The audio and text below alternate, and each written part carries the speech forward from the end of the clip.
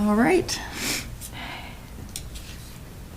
Good morning, everyone. I'd like to welcome you to the Public Health and Human Services Board today, Tuesday, August 6th. And today, our primary purpose in meeting is to talk about the 2025 proposed PHHS department budget. And I'll turn it over to Alison McIntyre, the director, at this time. Good morning, Alison. Good morning. Thank you, Commissioner. Thank you, Public Health and Human Services Board members, for joining us for this special meeting on a beautiful summer day.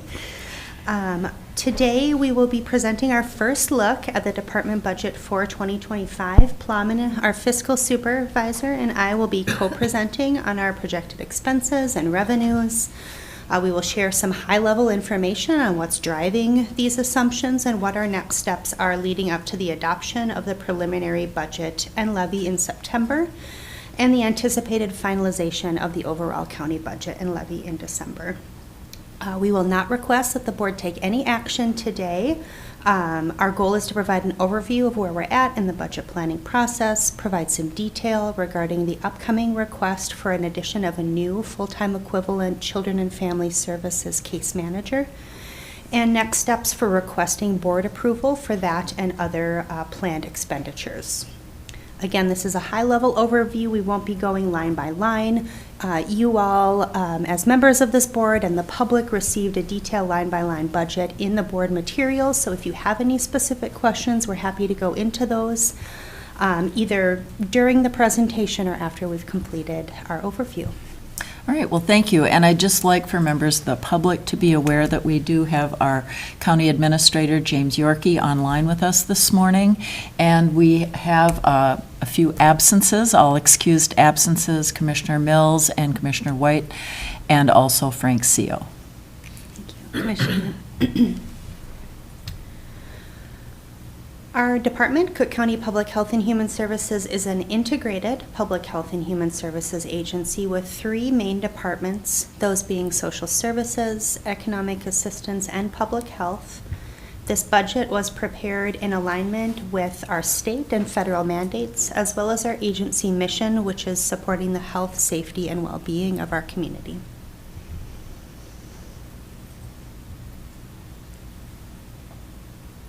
Good morning. My name is Plamen Dimitrov, and I represent the Fiscal Department for Cook County Public Health and Human Services. Here's a summary of the 2025 budget. Net county cost of $2,512,476. That represents 7.74 increase from 2024's approved levy. Whereas there was 7.84 increase from year 2023 to year 2024. The proposed levy in the 2025 budget is on par with the amounts of the levy requests in 2020 and 2021. And the proposed levy for 2025 is actually less than 1% increase from the levy in 2021. Kind of a long comparison, but just wanted to bring to your attention that it's the proposed levy is very close to what was approved in the years 2020 and 2021. Okay? Thank you. Yep.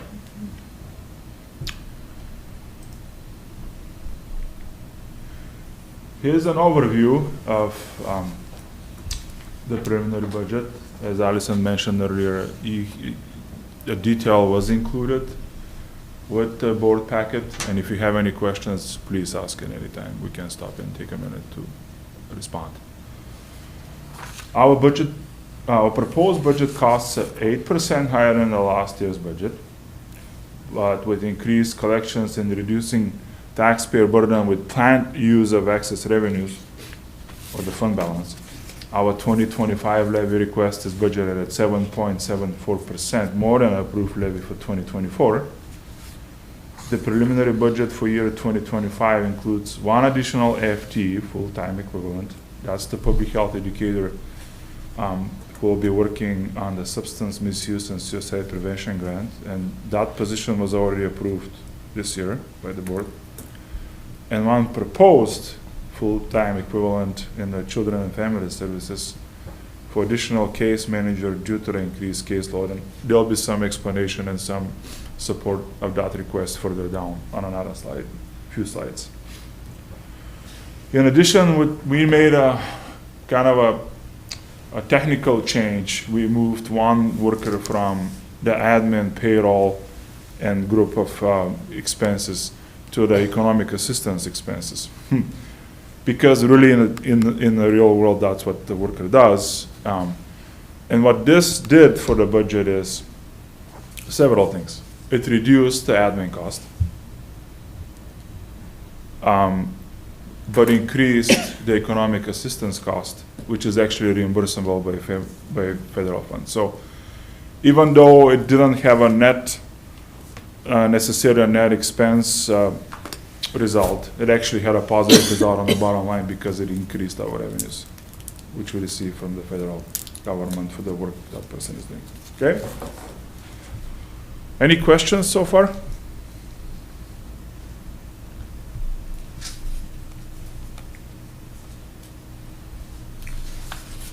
This is an overview of our organizational chart, and I'll turn it over to Alison. So this is our proposed organizational chart for 2025, representing that proposed addition of a family services case manager in the dashed lines. Our primary expense as a department is our staff. Our dedicated staff provide mandated mission-aligned services to county residents. Again, I'll provide more data at the end of the report to support the request for the additional family services case manager. I'll also add that our projections for 2025 at this point do not include any increased revenue for targeted case management performed by that case manager. If the board should authorize and approve hiring for that position, we would update our budget assumptions to reflect that change in revenue as well. In the blue on the left-hand side of our organizational chart is the social services department. On the far left, the adult and home and community-based services team provides care coordination, case management service to adults and persons with disabilities. They also provide vulnerable adult investigation services and coordination with our sheriff's department. This team also coordinates the 245D licensed in-home support program. On the second column from the left is our children and family services team. This includes work with child protection, parent support outreach, and other early response interventions. This team also includes child care and foster care licensing case management and child care coordination services. The behavioral health team, towards the center of the organizational chart, also in blue, provides children's mental health, adult mental health case management, substance use and co-occurring disorders case management, and crisis response services. This team also works closely with our contracted wilderness outpatient substance use disorder treatment program. In the center column is our public health team in red, who provide a range of services, including health education, emergency preparedness, infectious disease prevention, substance misuse prevention, and coordination and grant management of a wide range of contracted services with community partners and providers. The fourth column in green is our economic assistance department, providing eligibility determination for financial cash and food support programs that are funded by state and federal agencies, as well as Minnesota healthcare program eligibility and enrollment. At the top and along the far right column, outlined in black, is our fiscal team, who support all three departments throughout the agency through leadership, contract and grant management, customer service, and fiscal compliance. So again, this represents a proposed FTE of 35.75 full-time equivalent with 36 staff. Madam Chair, Commissioner I have a Storley. question. Yes. So we don't have this in our packet. Are we getting something new in a different version? And so I'm trying to follow along with this, but it's not coordinating. Right, so we did not include the PowerPoint materials in the handouts, but can send that out via email, and we'll also post it to the iCompass site, so that's available to the public as well. So what we're seeing is not going to be necessarily following this? Not necessarily. Okay, so we're going to be jiggling around a little bit. A Be little on the bit. screen, yeah. Well, I've got it here. Okay, thank you. Yep, if you have any questions about how the line items or summaries within your packet correspond to the presentation, please just let us know as we go through or as we conclude. All right, thank you.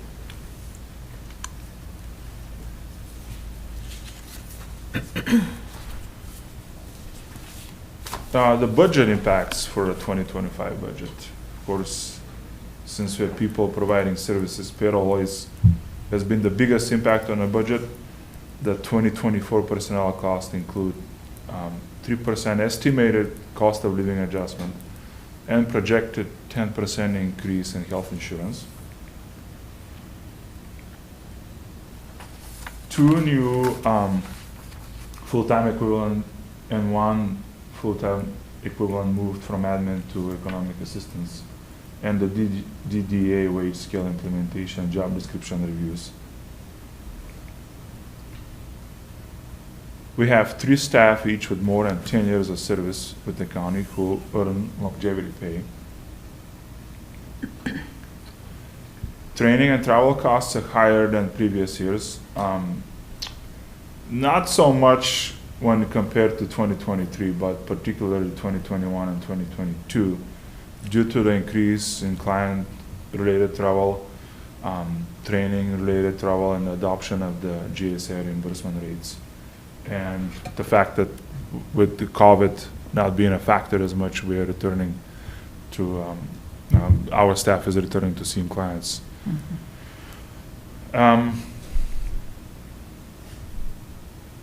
We have seen a reduction in the COVID-related grants and public health, and these have been a significant source of revenue for us in the years 2020, 2021, 2022. Also, we have been allocating some of the public health educators and other workers as wages towards the ARPA funds. And these are now expended, or we projected they will be expended by the end of year 2024, so we don't have them in the budget for 2025. State and federal revenue allocation uncertainty. DHS has not finalized, the Department of Human Services has not finalized all the funding allocations for 2025. Therefore, some anticipated revenues are budgeted using prior year averages. Some allocations and amounts or rates have been reduced. We've seen a significant reduction in our child welfare and children's mental health targeted case management rates for fiscal year 2025, which started in July. The vulnerable children and adult grant allocations saw 8.3% decrease. So I mean, there's still some allocations that are coming out, but we are seeing some decreases, which are going to have an effect on our budget for 2025. The ABHI Region 3 Crisis Response Grant, let's see if that's, ends at the end of calendar 2024. And while we are working on renewing the allocations for 2025 and forward, there is no amount reflected in the preliminary budget because we don't know what that amount's going to be. Cook County is applying for a 2025-2026 DHS crisis grant to provide ongoing sustained funding to our crisis response pilot program. Our budget does not include, oops, I'm going to move back. Our budget does not include revenue from the general fund, from the local assistance and tribal assistance fund. We do receive some funds for these programs, but they go into the general fund and not into the public health and human services fund. Okay, any questions so far?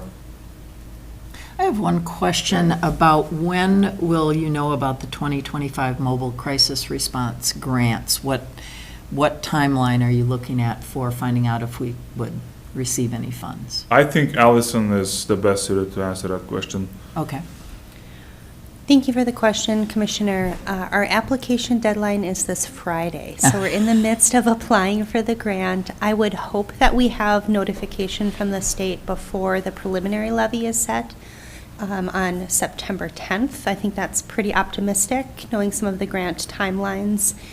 So certainly we would know before the final levy is set in December, and then would be able to reduce our levy request to compensate for that additional grant funding. All right, thank you so much. And if I may, before we move on to the from this slide, I just want to add a comment related to the reduction in COVID-related revenue within our public health team.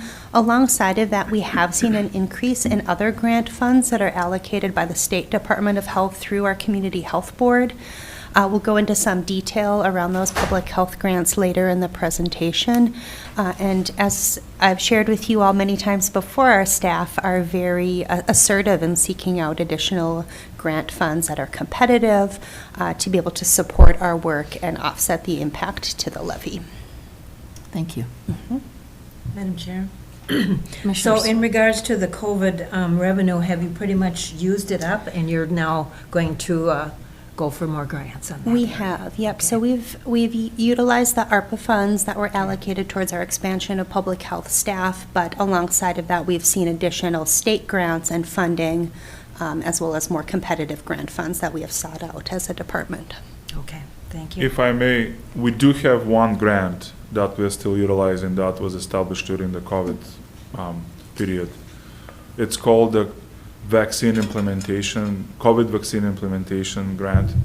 We have about, that grant has two separate fund sources, one related to vaccination events, one to non-vaccine activities. The vaccine part of this grant has been fully utilized. We have nothing remaining. In a non-vaccine portion of the grant, we still have about $50,000, but we are allocating public health educators' time when appropriate towards those available funds. We may have some remaining. That's reflected in our budget. I think we will, based on projection of how much we're using, how much we have been using too. So. And so what that grant, the one COVID grant that we have in 2024 that will expire,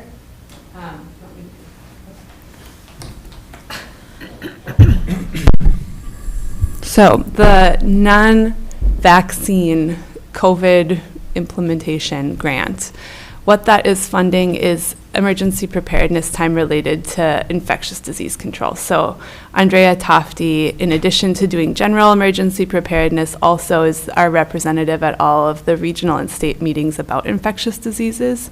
So it's covering her time to do that work. It's also covering some recovery. So when we talk about emergencies, we talk about preparedness, response, and recovery. Right now, we consider ourselves in the recovery phase from COVID. So that can cover, starting to plan for the next activities. It can also cover like ongoing communications about infectious diseases. It can also cover looking into some of the secondary side effects of the pandemic, like mental health struggles, substance misuse. So it largely is and ongoing work to prepare for vaccinations in the future. So some of my time that is spent coordinating with the clinic to see what are you going to do for flu and COVID vaccinations in the fall. So it covers some of that time as well. So that's the one remaining funding source for COVID in 2024 that may carry over slightly into 2025. Great, that's very helpful information. Thank you. While we're on the budget impacts, I should mention, during the presentation for the 2023 year-end financials, the board requested that I separate the wage subsidy program as its own department, so I've done that in the budget for 2025. If there's any questions on that, please let me know. I do have another question in terms of longevity pay for over 10 years. About how many do you think would be involved in the longevity pay? So right now we have 3 staff that are on longevity pay. I'm looking through my, the all staff is over 10 years. We do have 1 staff who is at 9 years right now, okay? And 1 at 8, so So it doesn't affect next year's budget? no, Okay, thank you. we'll still be at, hopefully, Yeah. at 3, Okay. at least, 3. Okay. Challenges. Each year we thoughtfully budget for potential out-of-home placement costs. While we approve them with our budget, we cannot precisely forecast the needs of the community next year, nor how many children or adults may need temporary placement. Therefore, in our 2025 budget, we again reflect a 2-step approach to address these potential expenditures. Increase the budget amount for children out-of-home placement costs based on a 3-year average, and decrease in the budget amount for adult mental health out-of-home placements to return to 2-year average from 2021 and 2022, and using $200,000 of fund balance in social services for children out-of-home placement and mental health services, and adult mental health placements. You may remember that when we presented the year-end financials for 2023, we had a significant cost in adult mental health placements. And I don't know in how much great detail we want to get into, but other counties like us have had these similar high expenses. And some of them have refused to pay them because they are so significant that they put a burden on the budget for the counties. And there is an ongoing discussion and process to appeal some of these costs and to question how these are calculated by other counties, and there is an actual process that is established now too. So with what we're hoping that going forward we will return to the 2021 and 2022 level of expenditures in adult mental health placements versus what we saw in 2023, a really significant increase. So there'll be more developments on that, but I just wanted to give you a little more detail of how we came up to this decision to build the budget in the way it is done. Okay? Any questions?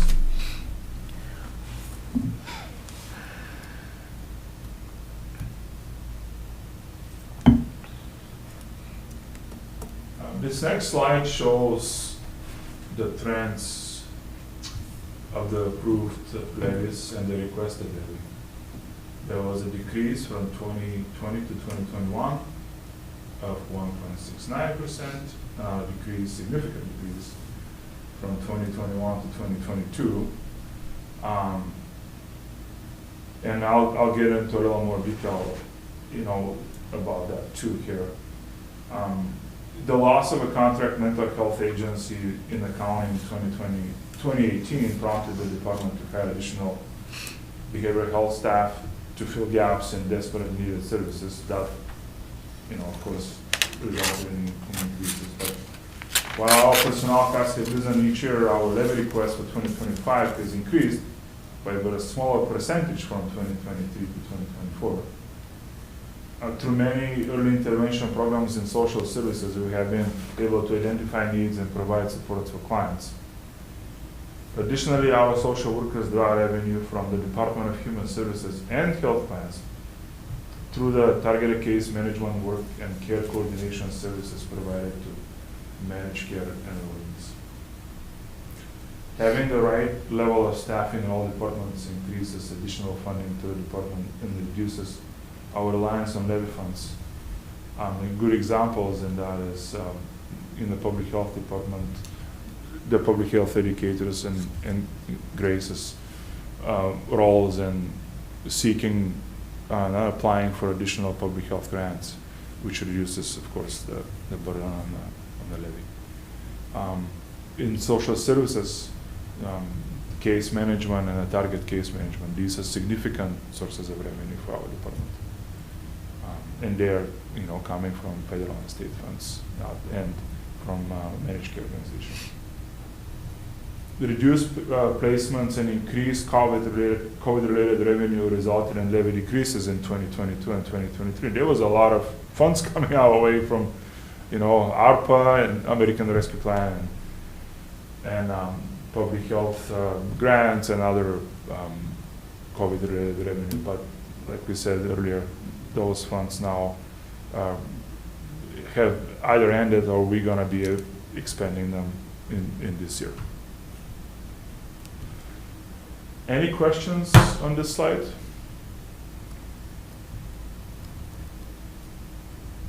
I just appreciate the historical look and the explanation that goes along with it. Thank you. Earlier I mentioned that we are returning to levy requests from 2022 and 2021. Yeah. Less than 1% increase from 2021. Okay.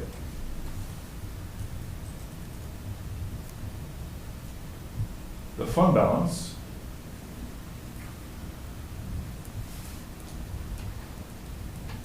So the actual PHHS fund balance at the end of 23 was $3,850,509. If you're comparing this to the year-end presentation for 2023, you'll see that this number is actually higher than what I presented. I was still new on learning how things work, and I did not include some of the accruals.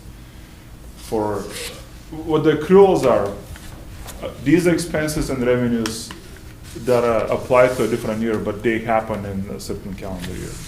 So I had not included these in the year-end financials for 2023, but they should be included. So this number is higher. The fund balance at the end of 2023 is a higher number than what I presented in, earlier this year. Okay. So the available balance as of the beginning of 2024 is $3,824,479. That represents the unrestricted less the restricted funds. The restricted funds are those that have been given to our agency for a specific purpose and use. We do have budgeted use in this year's 2024's budget out of the fund balance, and those are in our home placements in social services and in the child care subsidies program, $200,000 and $366,645 respectively. We project that our fund balance, if it plays at all the expenses of what we projected in 2024 and all the revenues will be what we budgeted, that will end up with $3,257,834. Now, the Office of State Auditor recommends that we hold reserves between 30 and 50% of our budget. But the county fiscal policy requires PHHS to have fund balance of at least 42% of expenditures for the calendar year. How we come up to the 42%, that's 5 months out of the 12. Because we, in PHHS, usually don't receive our tax distribution until May. So we have to have funds to operate for 5 months before we receive the levy funds. Okay? When we reduce those 42% that are required, the available balance to spend in 2025 is $847,815. So that is more than what we propose to use in 2025. When we add the reserves back, that will leave us with projected fund balance at the end of 2025 of $2,691,189. That is 47% of the 2025 budget. I don't have the numbers for 2026, so it would be a really wild guess if I had to try to represent what percentage that would be from 2026 budget. These are a lot of numbers. Are there any questions on the fund balance? Doesn't look like there are any questions.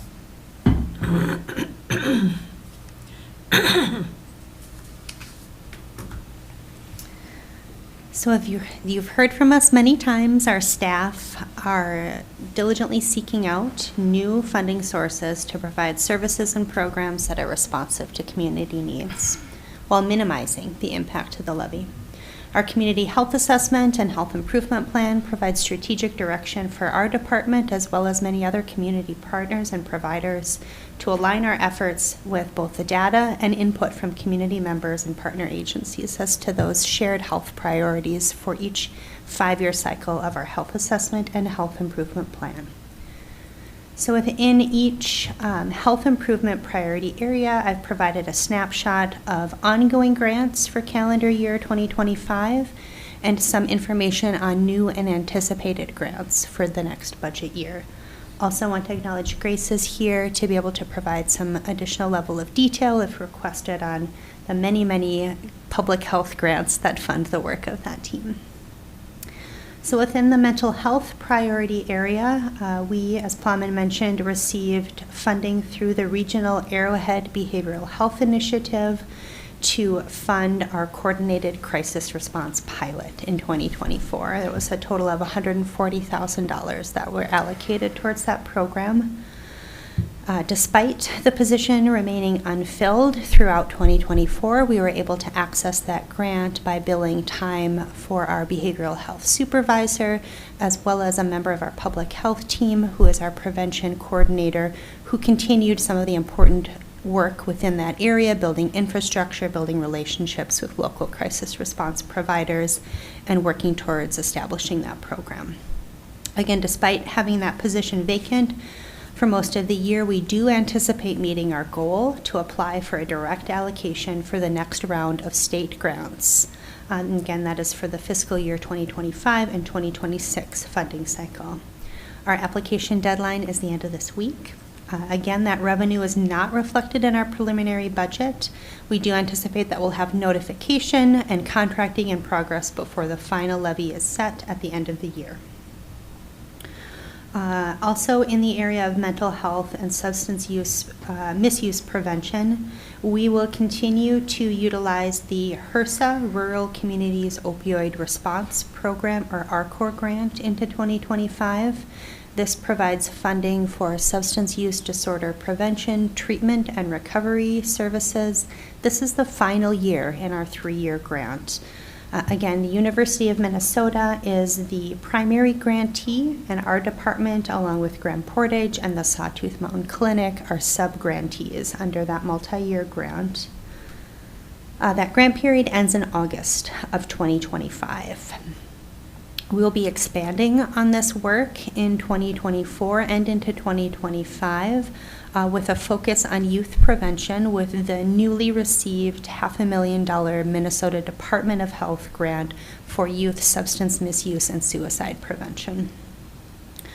Other revenue assumptions within this priority health area include ongoing use of some of the county's opioid settlement funds to continue and expand access to harm reduction supplies throughout the community. And we will have a budget request forthcoming at the August 20th Public Health and Human Services Board meeting to access more of those opioid settlement dollars to fund that work. Within the health priority area of housing, we will continue to work within the Healthy Housing Grant into 2025.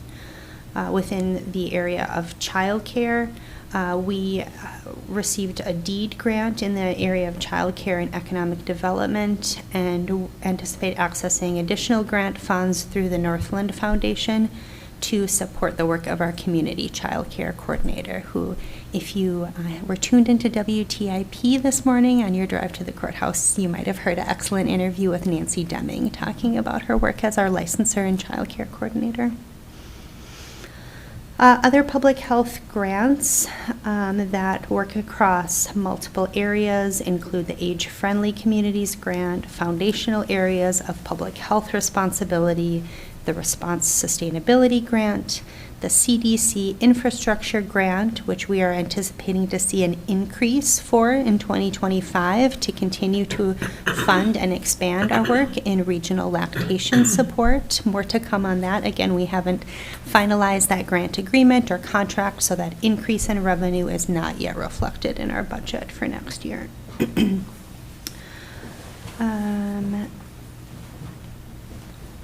Also new for 2025 is the Minnesota Department of Health funded cannabis education grant. In the 2024 legislative session, we saw a $3.6 million reduction statewide from the initial $10 million allocated to local public health for cannabis prevention funds. So we are anticipating a reduction in this amount and have yet to receive notification from the state on what our 2024 and 2025 awards will be. Again, that will be new revenue to our department, not reflected in the budget at this point.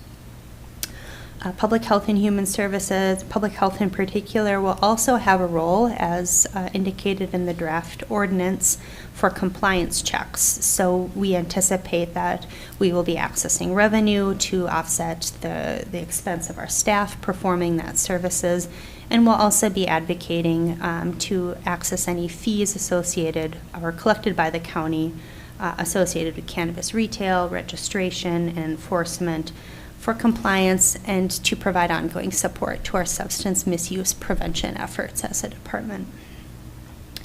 Again, we do not have confirmed allocation for many of these grants, so they are not included in the budget until the allocations and contracts are finalized. Red text in the table indicates that that revenue is not in the budget, but we anticipate updating the final budget at the end of the year to include the final amounts for these grants and reduce the levy request alongside that updated information. Any question on the revenue opportunities, new and ongoing, for 2025? I do have a question. Last evening, we had our first town hall related to cannabis, and there was a lot of discussion about the fact that we'll be collecting data, seeing how the ordinance or proposed ordinance impacts, in particular, our youth here in the county. And I know that we have the possibility of having, fees to help, and any money that we get to help with compliance checks. But how do we have in the budget the collection of data, I guess? Is that strictly something you're looking at through public health? And this is perhaps a question for Grace, since she's been on that committee. Sure. I think, so I'm going to back up and then I'm going to answer your question. So the grant from MDH for cannabis education and misuse prevention, my vision for that is that it will continue to fund, after that HRSA grant sunsets, that it will be able to have some of the work that Andrea Orest is doing continue. And so that is the general vision for that funding, to continue some of that harm reduction work that Andrea has been working on, so that we don't lose her expertise and momentum that she's been building up over the course of several years now.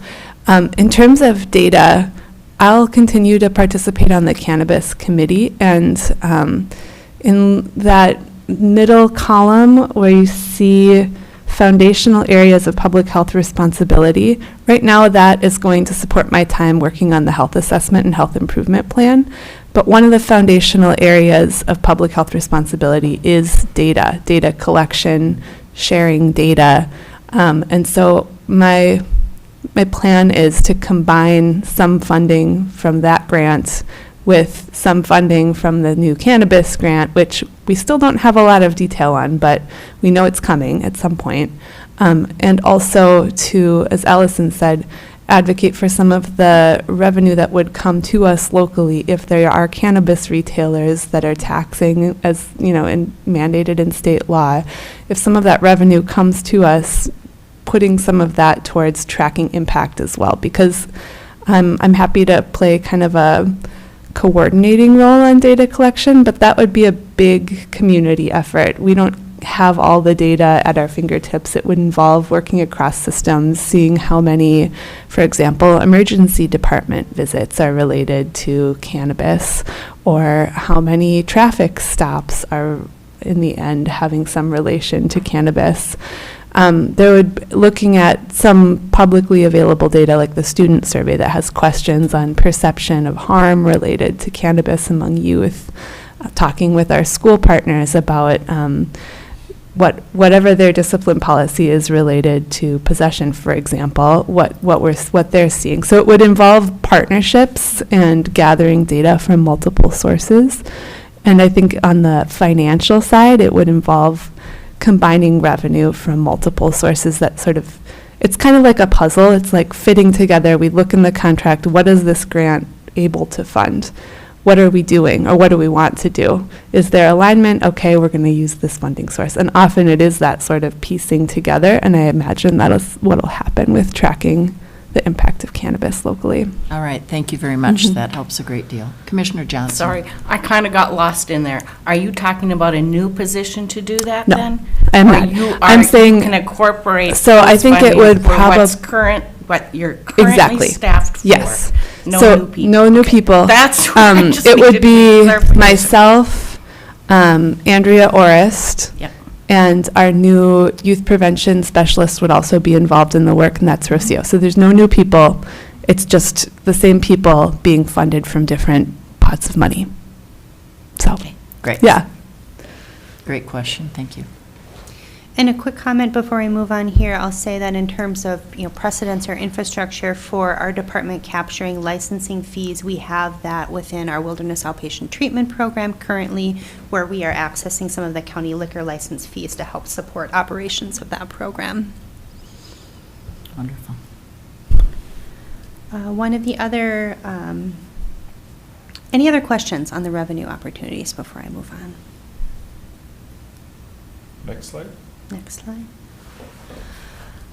So last month at the July 16th Committee of the Whole meeting, you heard a presentation from Nancy Deming, our county licensor and community child care coordinator, about the impact of our child care programming over the last 18 months.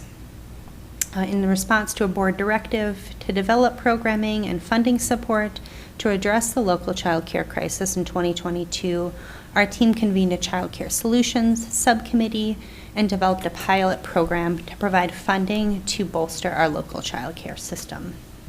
In 2023, the board approved a $252,000 planned use of fund balance to pilot the child care wage subsidy program, which provided hourly wage increase based on actual hours worked for all participating licensed providers in the county.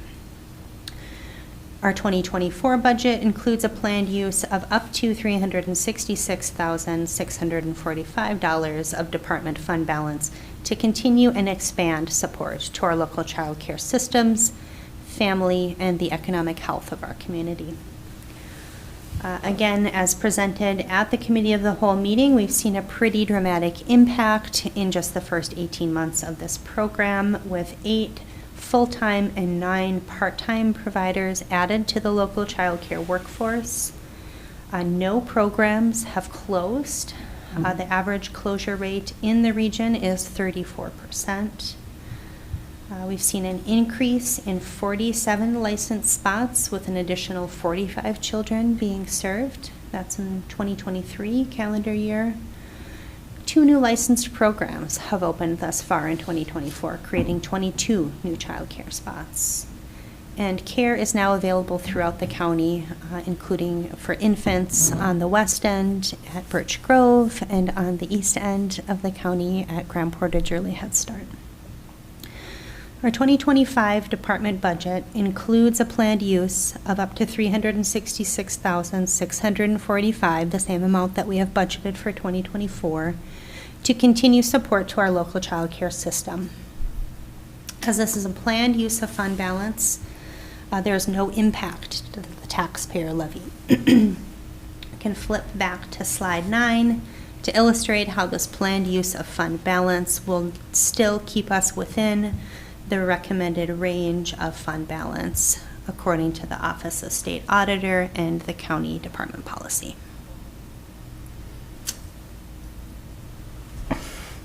May I ask a question about that then? So, Absolutely. as far as using fund balances for ongoing expenses, what's the plan?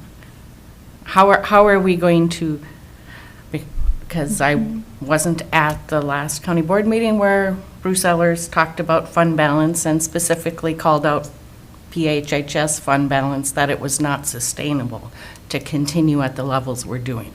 So, and when you look at your spreadsheet here of fund balance, we can see it's not really sustainable, especially if we're more conservative and want to go above the 42% and maybe go to 50%, which is I'm more comfortable with. But what is the plan going forward? Because if we put this in, what does that put our levy at? Two things, if I may.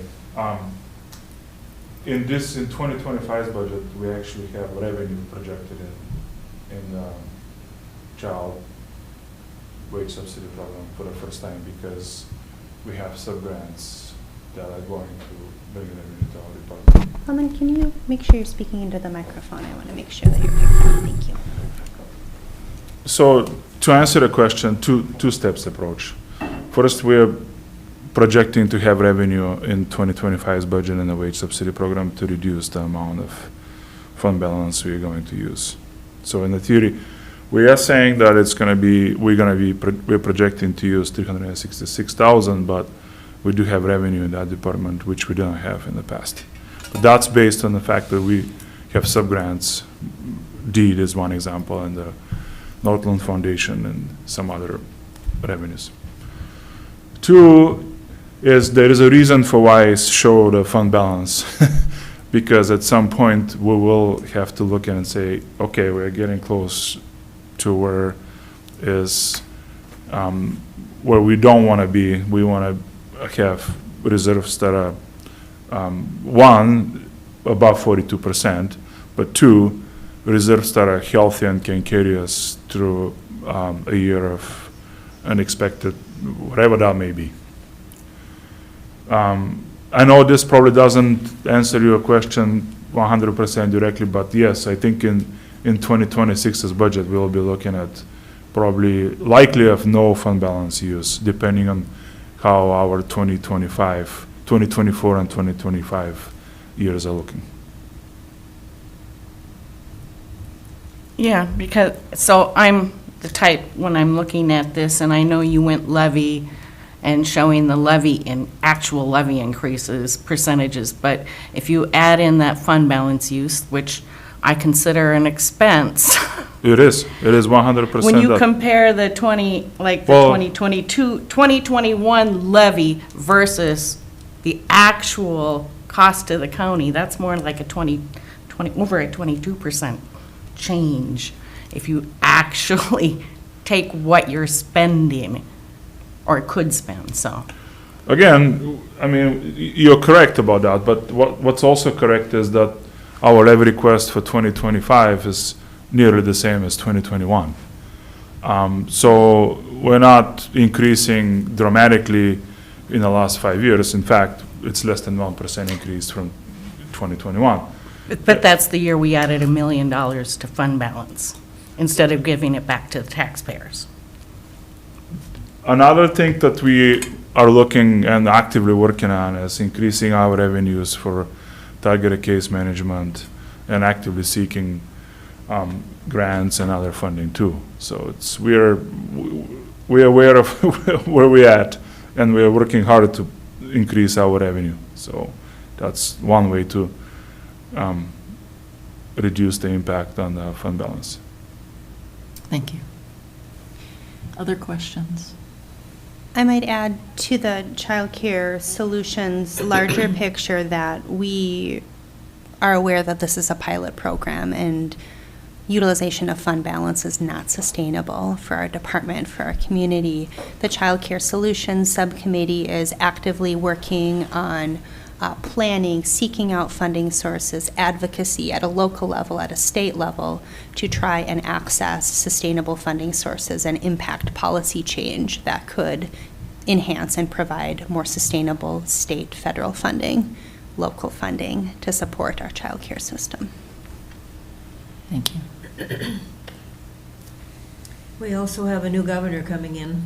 Maybe she needs to hear, all of the things that are going on with childcare. I think she'd be very open to hearing what our situation is all across the state, but especially we want to think about our area. So that's helpful too. Yeah, I mean, the DEED grant is a state funding. We are receiving money directly from the state for the child care program, so we are getting help, but we'll take more if there is more, of course, and we'll see, as Alison mentioned, there is efforts to increase that too. Are we ready to move to the next slide? Oh, there's a question. Comment that hopefully long range, having really good childcare will prevent mental health problems of those children in years to come, which will reduce expenses. So, I'm not a mental health specialist, but it is logical to me that it could be a very good outcome if we have a stable child care program, yes.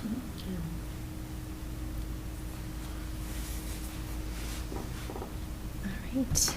Moving on, public health fund grants. Back in 2018, I believe it was, the county board delegated authority for management of what were then called discretionary non-mandated grants that aligned with public health to a subcommittee of the Public Health and Human Services Advisory Council. The Community Health Assessment and Health Improvement Plan identifies goals to ensure that local resources are targeted towards the greatest need in our community. The Public Health Fund grant program allows us to partner with local providers to meet gaps in these community services. In 2024, we received applications totaling $253,679 from local nonprofits or individuals in our community aligned with a nonprofit fiscal sponsor for budget year 2025. New in 2025 was an incubator pilot to incent new providers and programs. Additional outreach on this program brought in 4 new first-time applicants. The 2025 budget includes a placeholder for up to $190,000 in funding across each of these entities by the Grant Review Subcommittee of the Public Health and Human Services Advisory Council. Last week, the Public Health Fund Subcommittee finalized their recommendations for 2025 grant funding. I anticipate bringing forth those funding recommendations at our August 20th Public Health and Human Services Board meeting for board action and a vote to approve or not approve those grant recommendations. Historical information on public health grants, the application materials, evaluation criteria, recordings of our community info sessions, and other outreach materials are all published on the grants page of our Public Health and Human Services website if any of you or any members of the public are interested in learning more about that process. We are also fortunate to have Commissioner Johnson participate and observe in that process, so I'm interested in your feedback on how that might have impacted your perception of the program or the process of our department leading that. Not to put you on the spot right now, we'll be asking for the vote in a couple weeks. Well, I thought it was very interesting and some good discussions. So, Thanks, a Commissioner. lot of deliberation was given. And I appreciated getting the opportunity to be a part of it. Thank you.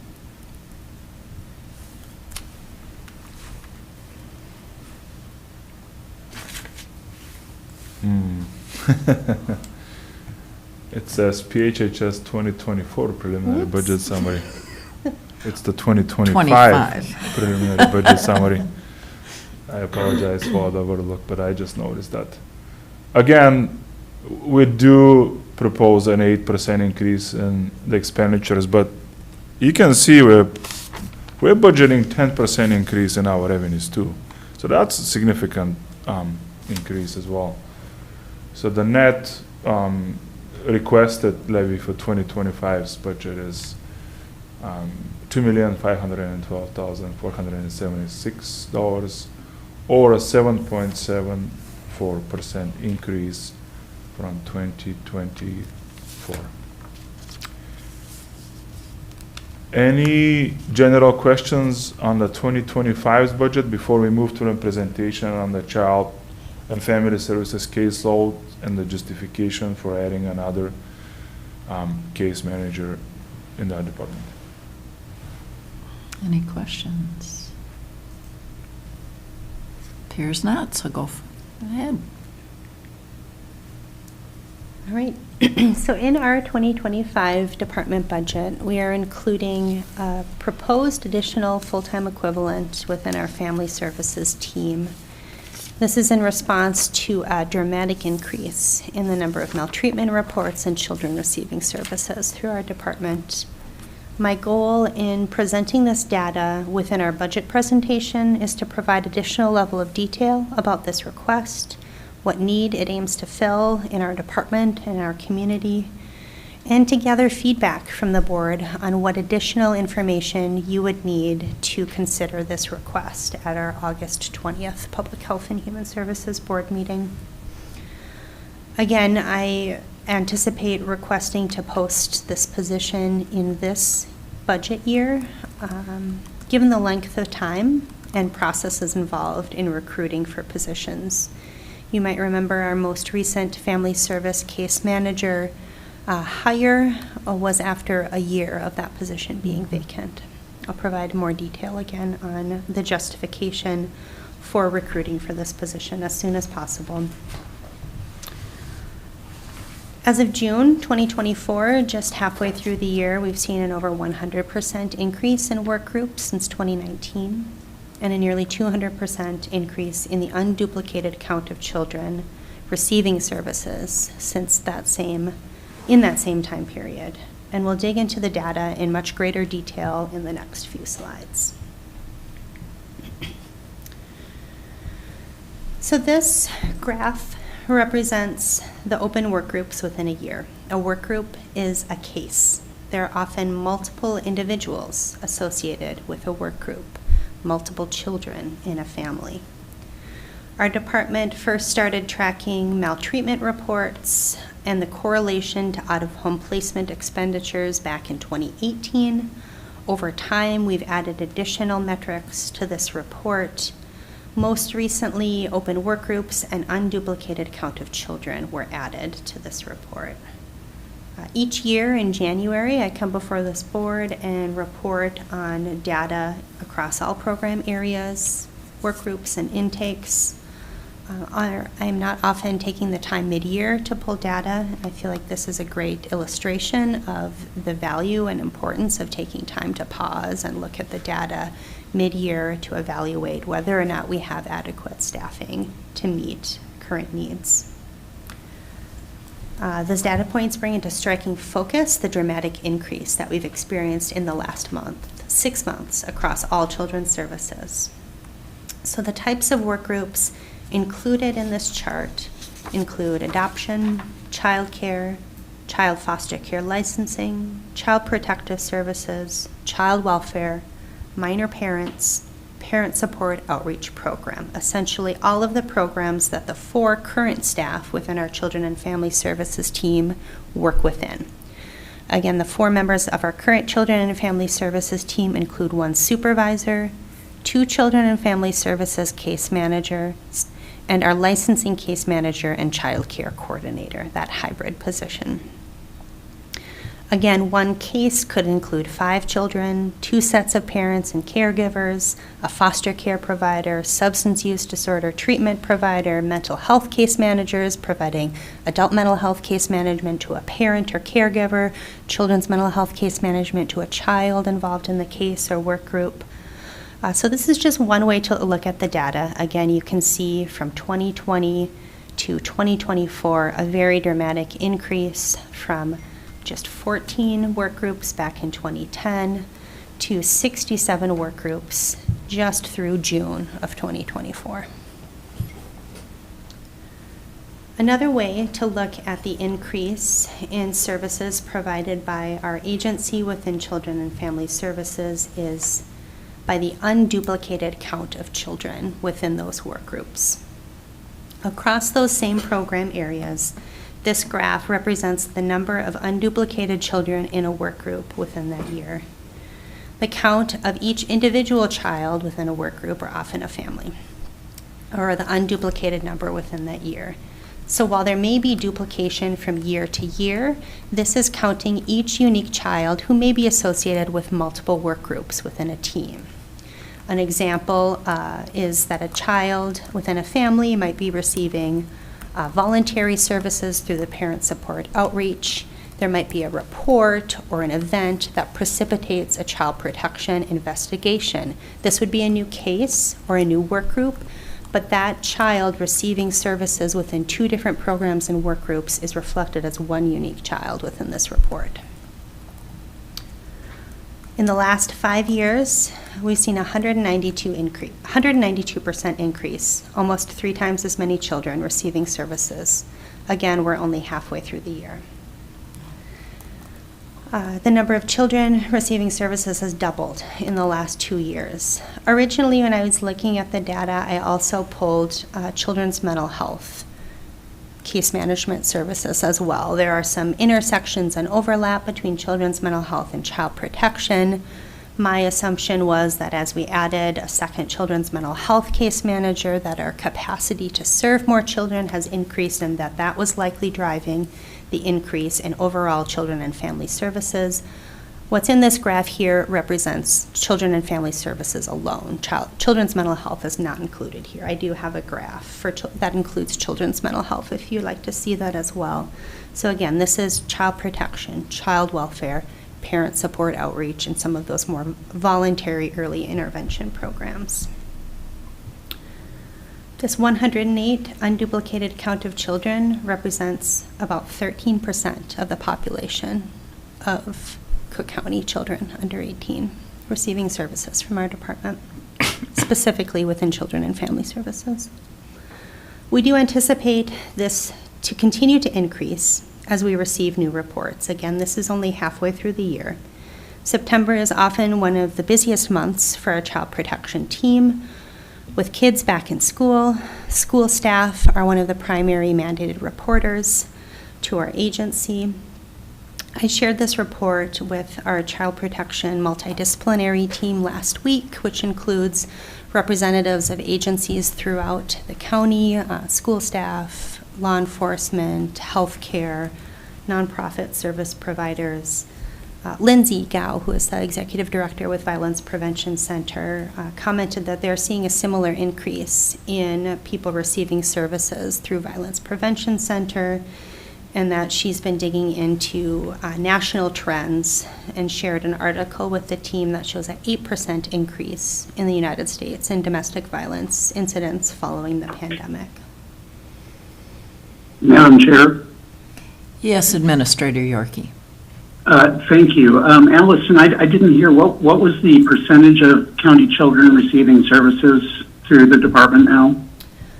So this is solely through Children and Family Services, that 108 unduplicated children represents 13% of the population under 18 in our county. Okay, great, thank you. So that is a big number. That can be challenging to wrap your head around, especially when you think that that represents essentially 1 out of every 8 children in our county interacting with the child welfare system. The other side of the story of this data is that we're providing intervention and support to more families. We are getting more reports and referrals and able to prevent out-of-home placement or other outcomes that can increase stress and trauma for families in our community and place more of a burden on the courts, county, and care provider systems. So the next 2 graphs I'll show you illustrate the impact of having enough staff to meet the needs in our community. So this next graph illustrates across that same time period from 2010 to 2024 year to date, the number of child maltreatment reports received by our agency. Not every report becomes a case. One report might include multiple children and a family. So over this time, we've seen a steady increase.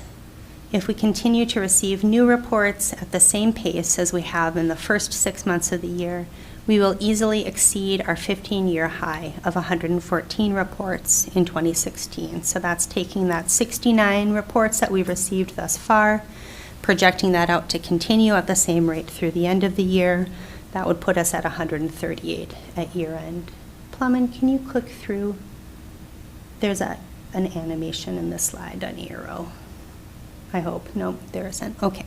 If you go back to the slide. So if you look at where we were at in 2023 at this point in time, January through June, we had received 40 child protection intakes. So we received an additional 50 reports in July through December of last year,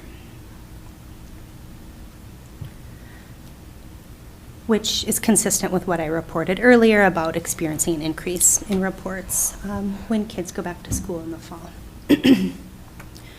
So alongside this dramatic increase in the number of children, the number of families we're providing services, the number of reports received by our agency, we are also seeing a very dramatic decrease in out-of-home placement expenditures. Next slide, please, Plamen. Commissioner Johnson, to your early point about some of those significant additions to fund balance in 2020, 2021, that was driven primarily by new grants that we received to offset the work of our department, new revenue from the state, primarily in public health, some COVID-related grants. We also saw in those years the lowest ever out-of-home placement expenditures. We are one of very few counties experiencing this downward trend. Many counties saw a decrease in 2020 due to that being the height of the pandemic, but many other counties are seeing an increase, dramatic increase in more recent years in out-of-home placement expenditures. Areas across the state that have been hit harder or sooner by the opioid epidemic, counties that do not have supportive boards who are maintaining stagnant staffing levels despite increased needs within their communities, are seeing these numbers continue to increase year after year. Just before the pandemic, I was interviewed by MinPost looking at our child protection data and out-of-home placement spending compared to other counties like Beltrami County in the northwestern part of the state, who have had to lobby the legislature for one-time allocation of up to $3 million of funding from the state to offset and provide relief to the county for out-of-home placement expenses. 2012 is the 14-year high for out-of-home placement spending at nearly $500,000. If you go back to slide 15, there were 15 work groups in 2012 compared to 47 in 2023, the last full calendar year. So 3 times as many work groups with a third the expense to the county for out-of-home placement, and that's the 5-year high. What this means is that with more staff, with adequate staff, we have more time to engage with families, to increase safety in the home, to provide community-based services rather than more costly residential care outside the county or outside the child's home. We can't prevent nor can we predict the events that could happen or impact this figure within a year, but there's no doubt that we've had a dramatic decline and that we can correlate that to our increased staff within this department. Next slide illustrates staff hours. This is across all children's services, so child protection, child welfare, parent support outreach, other early intervention programs, and children's mental health. So what is driving this increase over time? Looking back to 2010, we had 1,955 hours reported in the year. Our 15-year high is 2019, in which we had 5,392 hours reported in a year. Back in 2013, there were some major child protection reforms at a state level that came with additional funds for counties to increase their child protection staffing. Cook County added 1 full-time equivalent child protection social worker in late 2015, which drove that increase. In June of 2017, we reclassified a case aide position to a social worker position mid-year, again in response to a dramatic increase in reports and children in placement at that time. In June of 2021, the board authorized the addition, or rather reclassification, of an FTE, reclassifying our community support skills worker into a children's mental health case manager. In January of 2023, the board authorized adding a behavioral health supervisor, the hiring of behavioral health supervisor to oversee our newly formed behavioral health team following the reorganization of mental health and children and family services. What, you might ask, is driving the decrease from 2020? That's primarily turnover. In 2021, 3 positions turned over in children and family services. That's out of the 8 total positions that turned over in our department. In 2022, 12 positions turned over in our department, 5 of those being in children and family services. In 2023, our all-time high of 14 positions turned over. Again, that includes internal transfers and promotions. 3 of those were within children and family services. Year to date, in 2024, we have had 6 positions turned over, again including internal transfers and promotions. None of those have been in children and family services, and I would like to keep it that way. These are high burnout jobs, especially in child protection. It took over a year to fill our most recent child protection vacancy. It was a month before they started seeing clients, shadowing clients with another experienced worker and supervisor. 2 months before they started teaming cases with their supervisor or other worker. Taking time to learn and navigate the state social services information system. 4 months until they completed foundations training through the Child Welfare Training Academy and started taking on cases. And that was a pretty aggressive time frame, given the fact that that position had been vacant for a year. Our supervisor at that time was carrying a caseload, and we experienced a supervisory transition as well with the retirement of our long-serving children and family services supervisor. Where we're at for 2024 for staff hours is set to exceed our 2023 reported hours. If you project that 1,908 hours through year end, that would put us at about 3,800 hours. I am very confident that we are underreporting hours and leaving money on the table due to the lack of capacity within our team. Our staff are prioritizing client care over documentation timeliness, and we are missing revenue for the services that are being provided.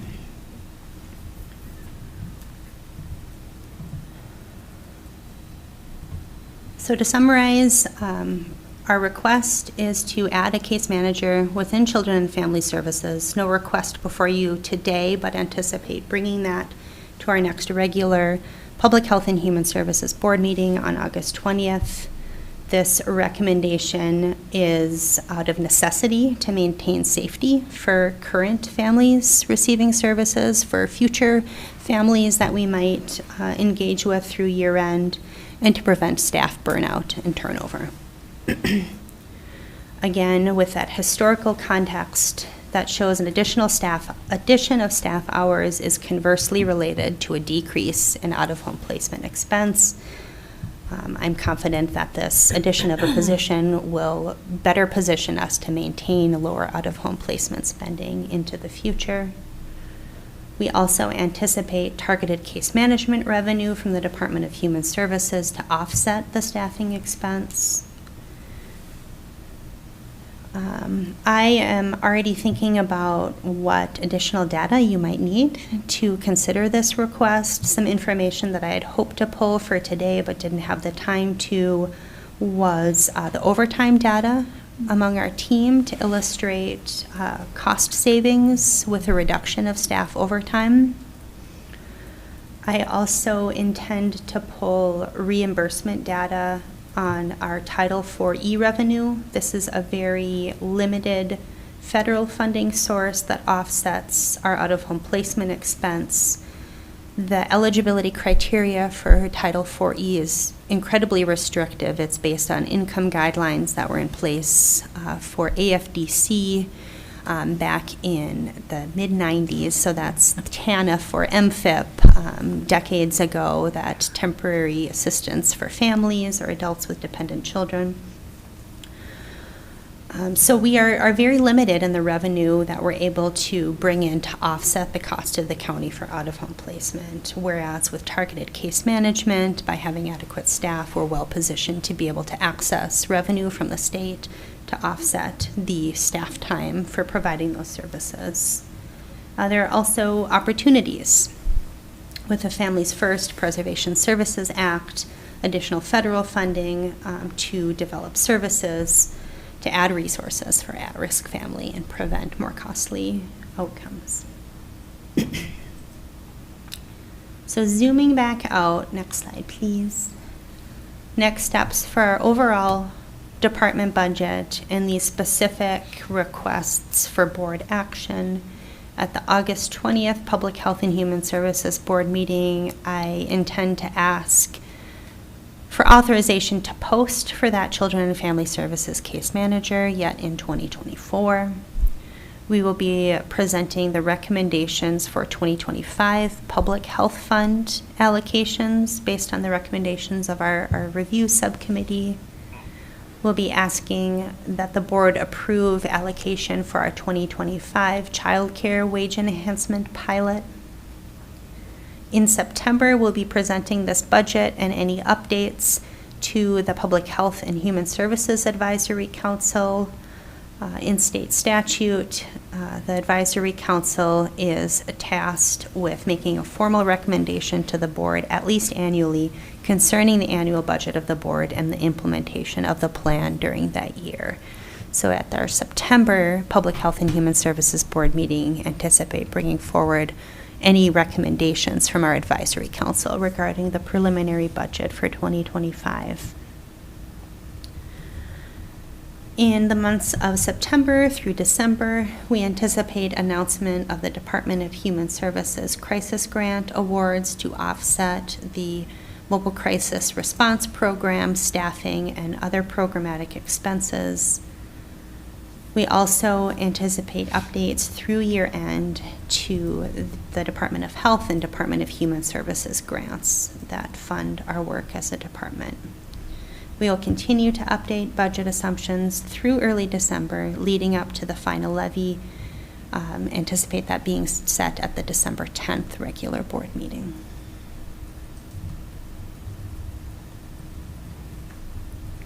And happy to take any questions about the Children and Family Services data, the overall budget presentation, or our next steps. All right, Commissioner Sterling. Thank you. I think it would be important for the presentation later this month to include the reasons.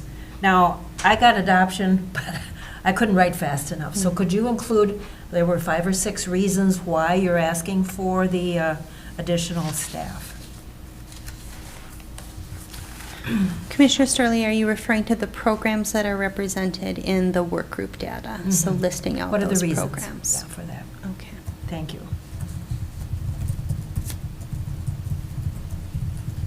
Commissioner Johnson. And I would like clarification of when you have those work groups, and then who's working with those work groups, which positions, and how many of the work groups are under the, I think there's 4. I was trying to write down 2, all the, Yeah. what you were saying, and I want to, you know, is it distributed equally, or is there an imbalance? Who has what number of cases, what positions? Okay. And I really appreciate you thinking ahead and getting us data on overtime, on reimbursement data, and if we could have a written summary of the turnover that you've had in the department. I think that would be very helpful as well.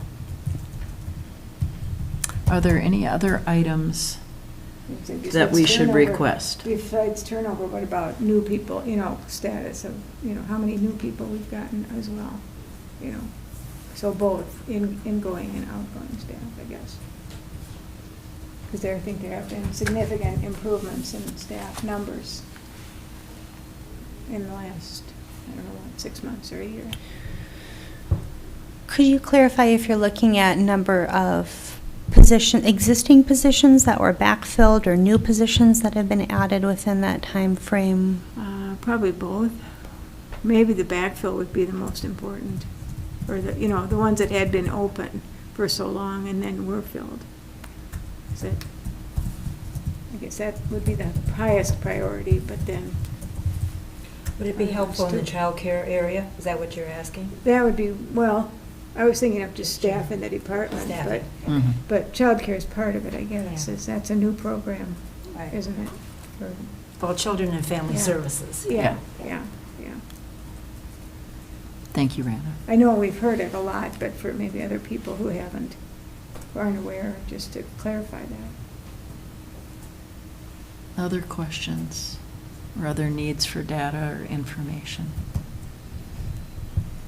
Well, I think it was really helpful to have this presentation and get the information to help us kind of wrap our heads around the request for the 1.0 FTE increase for a case manager. So thank you for doing that. Appreciate it very much.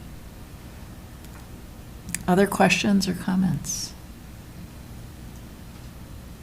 Alison and Plamen, any parting remarks? Thank you for giving us the opportunity to present. Obviously, that is a preliminary budget, and there will be changes to it. Again, to summarize, we're still waiting on allocation for the DHS crisis grant, so that will be revenue for us. That will be reflected in the final budget too. And yeah, I mean, thank you. And if there are any questions that come up in the meantime, please let Alison or me know, and we can answer as you're reviewing or going back to the numbers. And if something doesn't make sense or you'd like to learn some more about it, please let us know. All right, thank you. Anything else, Alison? Just reiterate, if you have any additional questions, feedback on the information provided today, what other data or information you would like leading up to the request at our board meeting in August, please let me know so we can get that to you in advance. And just appreciate the time and attention. Yes, Commissioner I Johnson. thought of one more. So for the new position, is it for the a job description we currently have, or would this be another new job description? It's a great question, Commissioner Johnson. My intent would be to fill the Children and Family Services Case Manager position, an existing position or existing job description within our team.